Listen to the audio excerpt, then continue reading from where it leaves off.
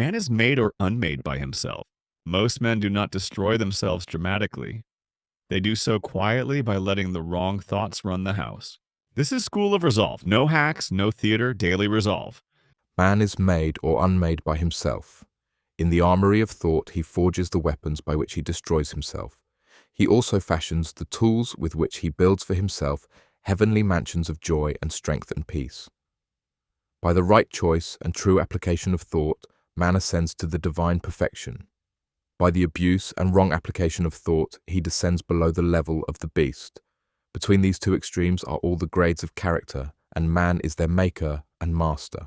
That is the point. A man does not simply suffer the consequences of his life. He participates in building them.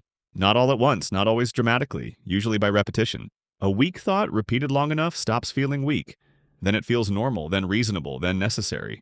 By then it is already running the house. Most men resist that line for one reason. If it is true, then the inner life matters more than the appearance of the inner life. It means you do not become disciplined by admiring discipline. You do not become strong by talking about strength. You do not become composed by liking the idea of composure. You become what you repeatedly permit. Hit subscribe if you are here to build strength in private, not just perform it in public. Of all the beautiful truths pertaining to the soul which have been restored and brought to light in this age, none is more gladdening or fruitful of divine promise and confidence than this, that man is the master of thought, the moulder of character, and the maker and shaper of condition, environment, and destiny. That is where most men fail. Not because they lack capacity, because they do not govern themselves. They let mood decide, impulse decide, resentment decide. Then they call the result bad luck. Pressure, personality.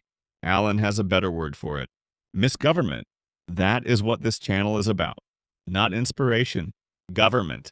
Not the performance of self-mastery. The practice of it. Man is always the master, even in his weaker and most abandoned state. But in his weakness and degradation, he is the foolish master who misgoverns his household. When he begins to reflect upon his condition and to search diligently for the law upon which his being is established, he then becomes the wise master, directing his energies with intelligence and fashioning his thoughts to fruitful issues. Which discovery is totally a matter of application, self-analysis, and experience. That is the work. Watch the thought. Trace the effect. Alter the pattern. Not once, repeatedly. That is where self-mastery begins. Not in display, in observation, in correction, in rule.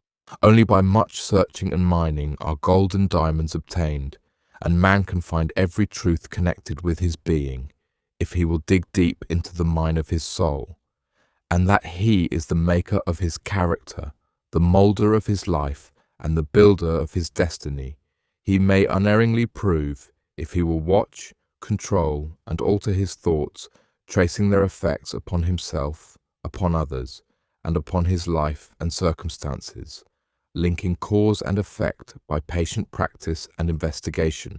For the next 7 days, choose one destructive thought pattern and track it. When did it appear? What did it produce? What would have governed you better? One pattern, 7 days. No theater. What pattern did you notice? What is the most destructive thought governing your life now? Name it and comment below. Man is made or unmade by himself. Govern the house.